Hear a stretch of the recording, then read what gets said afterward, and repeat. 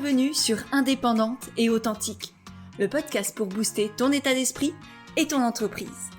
Je suis Pêche et j'accompagne les entrepreneurs à croire en elles, à développer leur activité et à garder un état d'esprit positif et motivé. Chaque mercredi, je te partage des conseils autour de l'entrepreneuriat, une réflexion de développement personnel ou encore l'interview d'une femme inspirante qui te partagera sa vision de la vie et de l'entrepreneuriat. Et aujourd'hui, j'ai envie de te parler d'écologie, mais non pas d'écologie comme on l'entend habituellement, par rapport à l'environnement, etc. Mais d'écologie par rapport à toi, à ton environnement intérieur, à la relation que tu entretiens avec toi-même, à l'énergie que tu as. Est-ce que tu es dans le respect de tout ça en tant qu'entrepreneur, ou est-ce que tu t'es peut-être un peu parfois oublié, un peu peut-être parfois souvent? Et je te dis ça avec beaucoup d'amour, beaucoup de tendresse et aussi beaucoup de vulnérabilité parce que moi je me suis oubliée. Et je le ressens de plus en plus ces dernières semaines parce que je me sens fatiguée, moins motivée, j'ai l'impression de tourner en rond, d'être un peu à côté de moi-même. J'ai l'impression d'être parfois un robot où je fais ça parce que j'ai pris l'habitude de faire ça, parce que j'ai l'impression qu'il faut que je fasse ça. Et là, du coup, je prends du recul, je m'auto-coach, je regarde ce que je partage, moi, habituellement, à mes coachés. Et c'est d'ailleurs magnifique, je pense que tu le vois aussi si tu accompagnes les autres, que souvent les personnes qu'on attire à nous, les personnes qui nous choisissent pour se choisir eux-mêmes, eh ben, on se retrouve aussi souvent à travers eux. Et moi, cette problématique, c'est cet excès, on va dire, d'énergie yang, de il faut faire, je veux être productive, je veux prouver, je veux montrer, etc.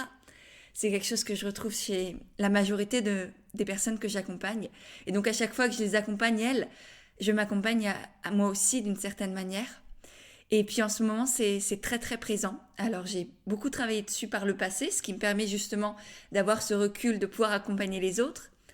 Et en même temps, eh bien, il y a des périodes où ça revient, où je m'oublie. Et du coup, je réapprends à faire moins, à faire plus de tâches qui m'énergisent et à faire moins de il faut, moins de je cours dans tous les sens. Et mon idée à travers ce podcast, ça va être de t'accompagner toi aussi à peut-être apprendre à faire moins, faire mieux, des choses qui t'énergisent réellement. Et on va aller comprendre vraiment qu'est-ce qui t'énergise, qu'est-ce que tu peux enlever, qu'est-ce que tu dois peut-être d'une certaine manière enlever pour retrouver de la joie, de la légèreté, de la fluidité dans ton activité certes, mais aussi dans ta vie en règle générale. Parce que mine de rien, faut pas oublier qu'avant d'être des entrepreneurs, des chefs d'entreprise ou des personnes qui avons des projets, eh ben on est des êtres humains, des êtres vivants. Et on n'est pas là pour produire, on est là pour vivre. Pour rire, pour danser, pour vibrer, pour ressentir tout ce qu'il y a à ressentir, pour pleurer, pour crier, pour créer, certes. Mais pas juste pour penser au futur à partir du passé. On est là pour vivre aussi l'instant présent et je sens que moi, il y a des périodes où je suis énormément dans ce yang, dans cette productivité, dans cette énergie très... Je bouge les choses et je fonce et j'y vais. Et puis il y a des moments où j'ai besoin d'être plus dans cette énergie de douceur, d'être dans l'être, justement, dans la présence, dans la créativité, avec la nature. Et c'est vraiment ce dont j'ai besoin en ce moment et je pense que je ne suis pas la seule. En tout cas, je sais que chez mes coachés, c'est la même chose. Tout le groupe là d'Envole-toi, c'est exactement la même chose en ce moment. On a besoin de reconnexion à soi, à la terre, à la nature, à qu'est-ce que je veux faire, comment je veux créer les choses, à ma manière à moi. Sortir des il faut, sortir des je dois. J'avais d'ailleurs fait tout un épisode de podcast sur cette thématique. Si tu as tendance à avoir beaucoup de il faut, de je dois dans ta tête, je te mettrai le lien de l'épisode parce que je pense qu'il peut énormément t'aider.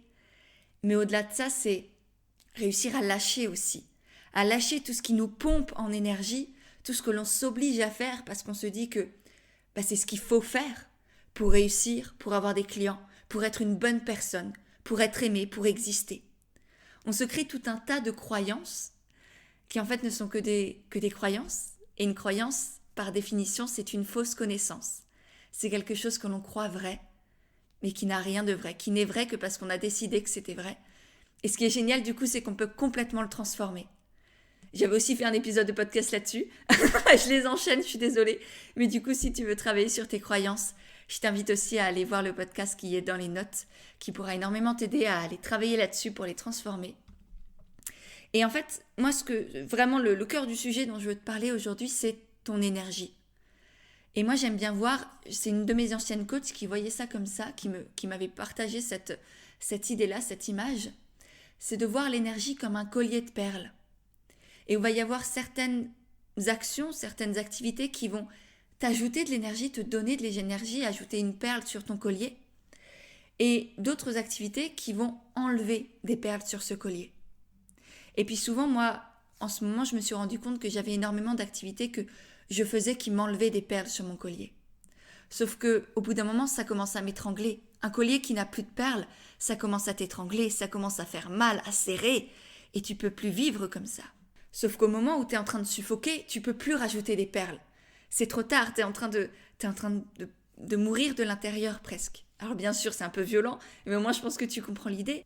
Et du coup, pour que ton collier reste un collier, et non pas ait la taille d'un bracelet qui du coup, tu pourrais plus du tout vivre avec ça autour du cou, eh ben, il faut autant, au minimum, autant d'activités qui te prennent de l'énergie que d'activités qui t'en donnent. Alors l'idéal, évidemment, c'est d'avoir uniquement des activités qui t'en donnent dans ton quotidien. Sauf qu'on va rester les pieds sur terre quand même. Je vais pas te vendre du rêve. Il y a toujours des choses dans ton quotidien, ne serait-ce que faire la vaisselle, te brosser les dents, aller, je sais pas, faire le ménage ou des choses comme ça, qui te pompent, qui te prennent de l'énergie. Et du coup, en parallèle de ça, et notamment ton activité est là pour ça, mine de rien. T'as pas choisi d'être entrepreneur pour te pomper de l'énergie. T'as choisi de te lancer dans cette magnifique aventure pour vivre, pour ressentir, pour créer des choses, pour te sentir vivante, vibrer, épanouie à chaque journée que tu vis.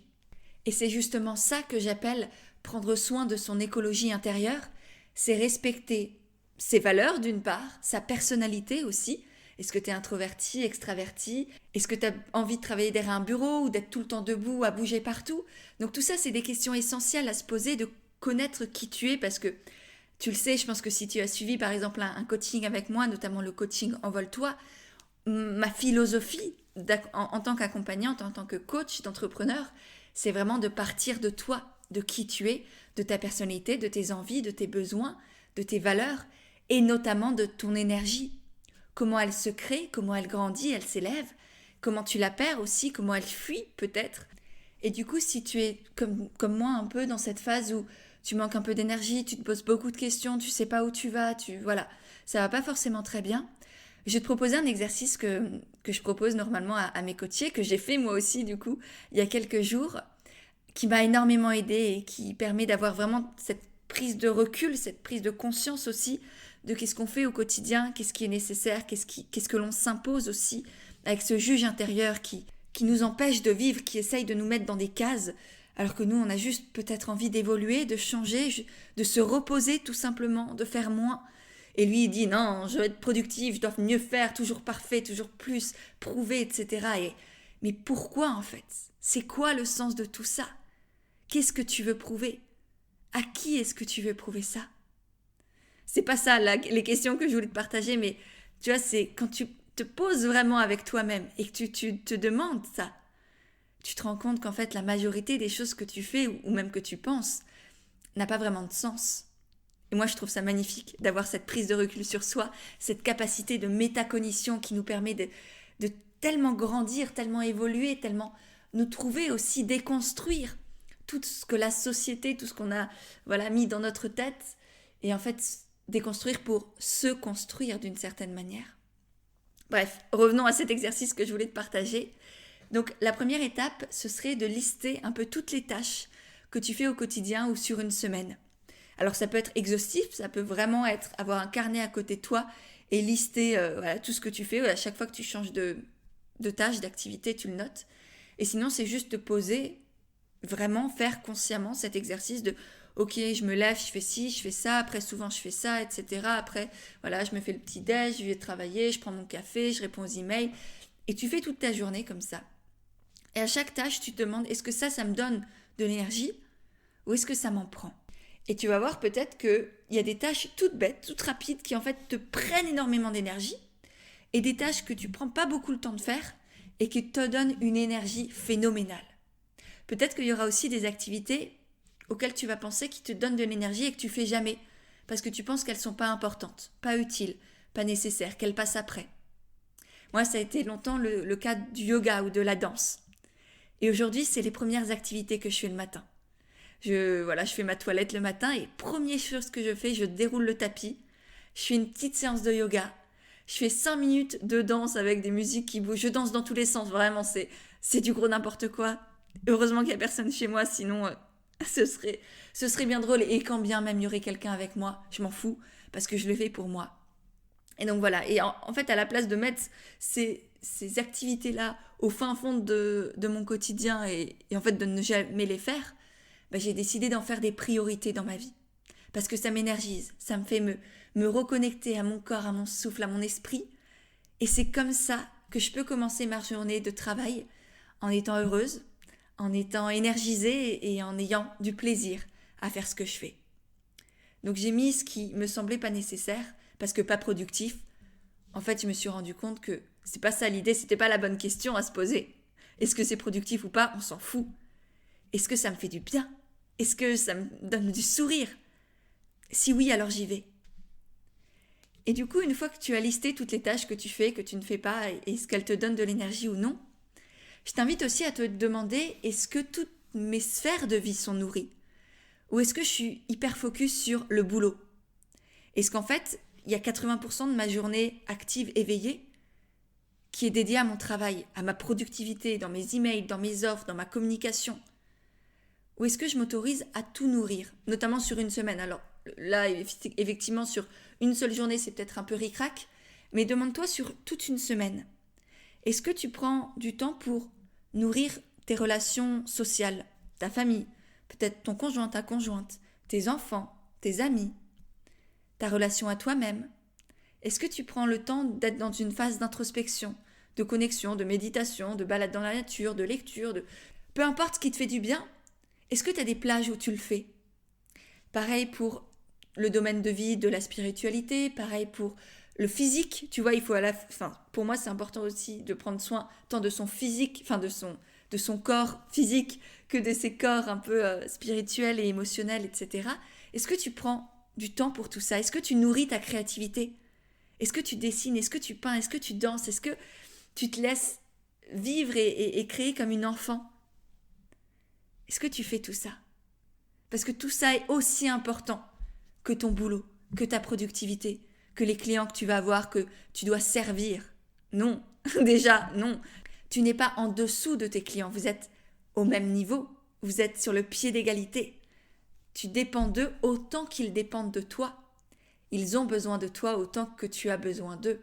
Mais bref, c'est pas du tout le sujet du podcast, mais comme ça, la graine est semée et tu sais que j'aime bien semer des petites graines dans les esprits comme ça.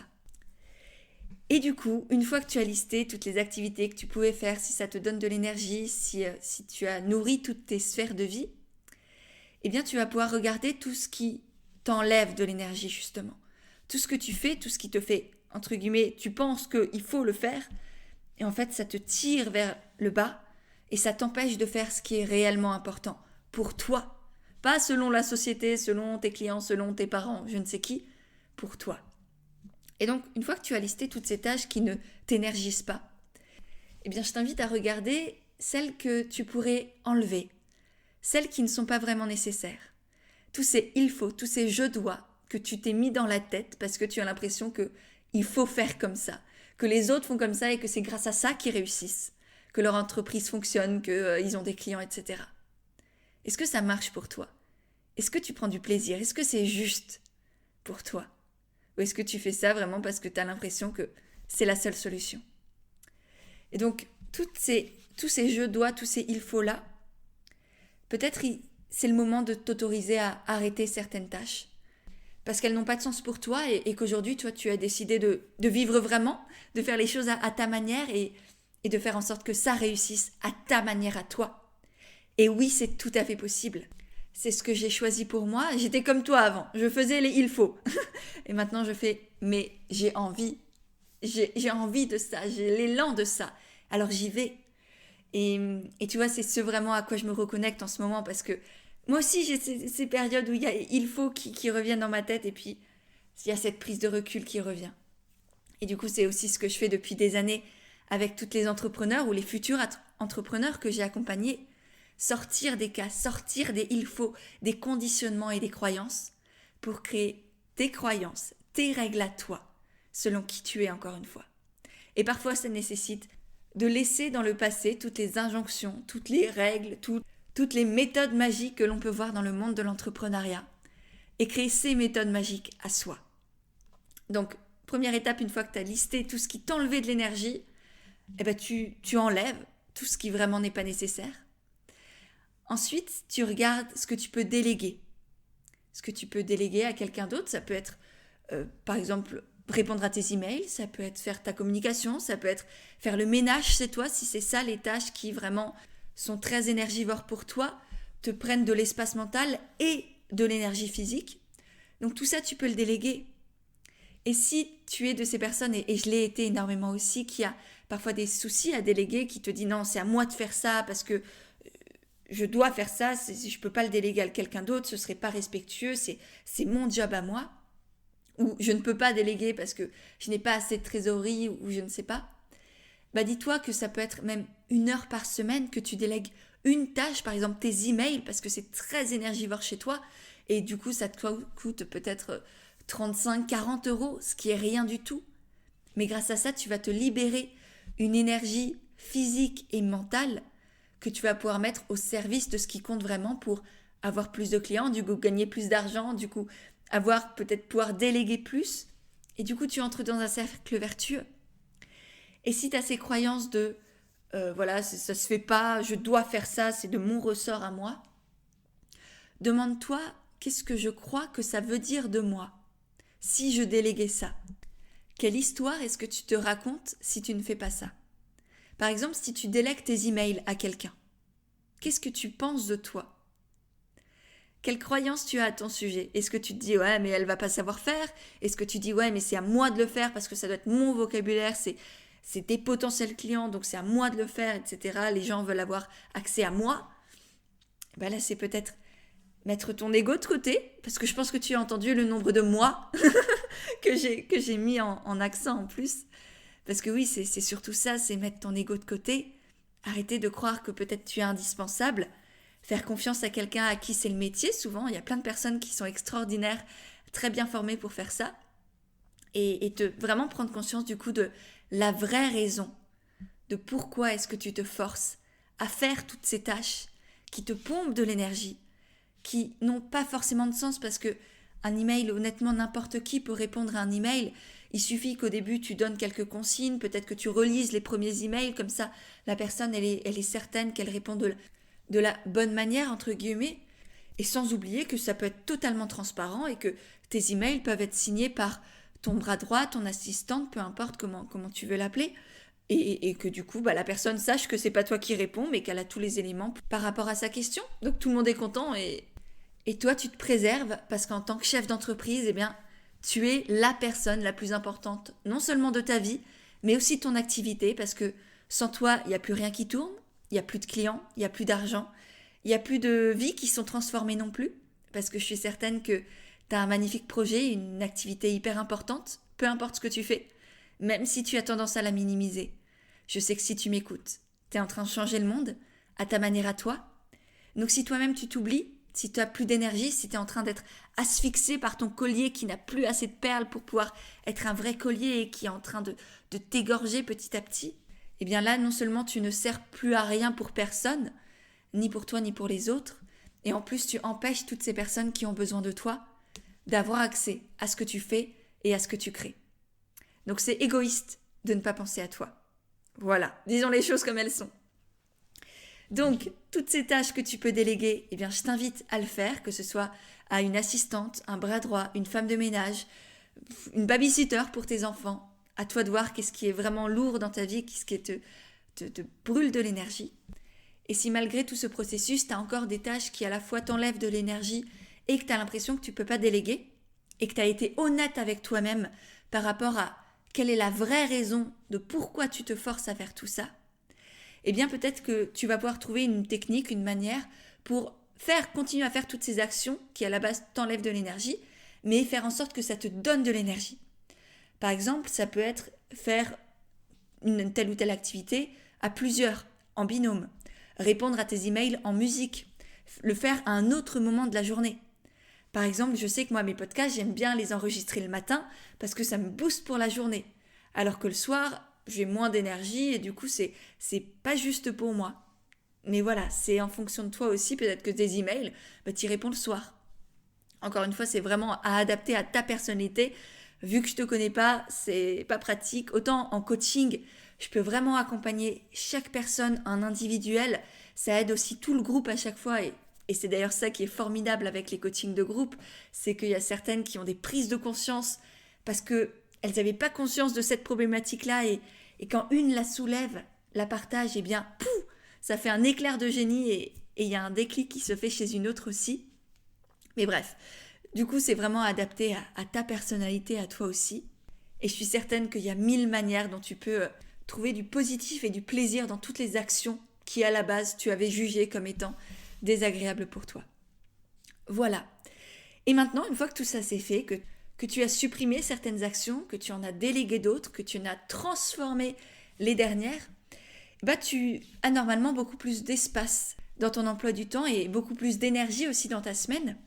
Et du coup, tu vas pouvoir décider qu'est-ce que tu veux ajouter. Par exemple, si tu t'es rendu compte au début qu'il y avait des domaines de vie dans lesquels tu n'étais pas présente pour toi-même ou pour tes proches, peut-être la créativité, les relations sociales, peut-être ta relation amoureuse, ta relation à toi-même, ta relation à la spiritualité, voilà.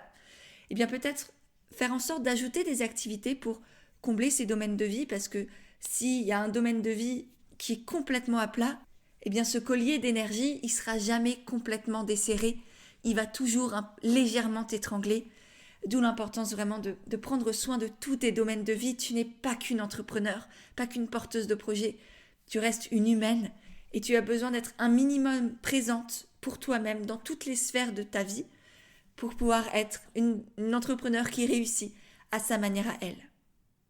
Donc tu peux ajouter des choses, mais personnellement ce que je te recommande aussi de faire, et qui est d'ailleurs une habitude que j'ai prise grâce à mon amie Chloé Bloom, avec qui j'y discute régulièrement, et du coup, au fur et à mesure de nos échanges, eh bien, elle m'a transmis cette idée, et puis je la faisais de plus en plus, et elle m'a convaincue vraiment de le faire maintenant au quotidien. Et cette chose, c'est ne rien faire. Avoir des plages horaires dans ton emploi du temps, de rien, de vide, où tu peux regarder le plafond, aller te balader, être en connexion juste avec toi-même. Et moi, je le fais maintenant, comme dit, au quotidien. Ça peut être 30 minutes, 1 heure, 2 heures par jour, parfois plus, si vraiment j'en ressens le besoin. Où je n'ai ni livre, ni écouteur, ni rien dans les mains, et encore moins mon téléphone, surtout pas mon téléphone. Et où je suis dans mes pensées. Et vraiment, ça m'a fait un bien fou depuis plusieurs semaines maintenant que je l'ai intégré vraiment dans ma vie. Je sens la différence, je sens que je vais déjà mieux. Et que ça me permet vraiment d'avoir ces phases d'introspection, parce que tout entrepreneur vit des phases d'expansion et puis parfois après des phases d'introspection, de remise en question, de réappropriation, de transformation, pour pouvoir ensuite retourner à cette phase d'expansion. Et moi je suis dans une phase là, peut-être que toi aussi, un peu plus douce, un peu plus lente aussi. Et c'est complètement ok, il faut qu'on arrête de se comparer à la vitesse de ce monde occidental qui va beaucoup trop vite, et qu'on retrouve cette vitesse naturelle des fleurs qui poussent, des arbres qui grandissent, qui va beaucoup plus lentement. Et c'est ça, la vitesse juste. C'est pas le TGV, c'est d'être dans un petit TER tranquillou, le long de la montagne, au bord de la mer, et de voir le paysage, de savourer le chemin aussi. Mais bref, tout ça pour te dire que je t'invite vraiment à mettre des périodes de rien dans ton agenda, au quotidien ou au moins toutes les semaines. Voilà, ça te permettra vraiment de prendre soin de ton écologie intérieure. Sur ce, j'espère que le podcast t'a plu. Si c'est le cas, n'oublie pas de le partager sur Instagram. Je suis certaine que ça peut aider beaucoup de personnes. Je le dis en toute humilité, mais je sens qu'on est nombreux à être dans une période de fatigue, de lenteur, où ça s'essouffle un peu. Donc si tu as envie d'aider aussi des personnes autour de toi, eh bien n'hésite pas à le partager sur Insta en me taguant @pêche_églantine, ce qui me permettra de te remercier et de te repartager. Et puis si tu as envie d'aller plus loin, tu as dans les notes de l'épisode les différents podcasts dont j'ai parlé, ainsi que le guide gratuit à télécharger pour te lancer dans l'entrepreneuriat avoir des clients tout en restant toi-même, savoir communiquer sans t'oublier. Donc je pense qu'il peut aussi énormément t'aider. Sur ce, je te remercie par avance pour tes partages, pour ton soutien, pour ces mots. Et je te dis à mercredi prochain pour un nouvel épisode d'Indépendante et Authentique.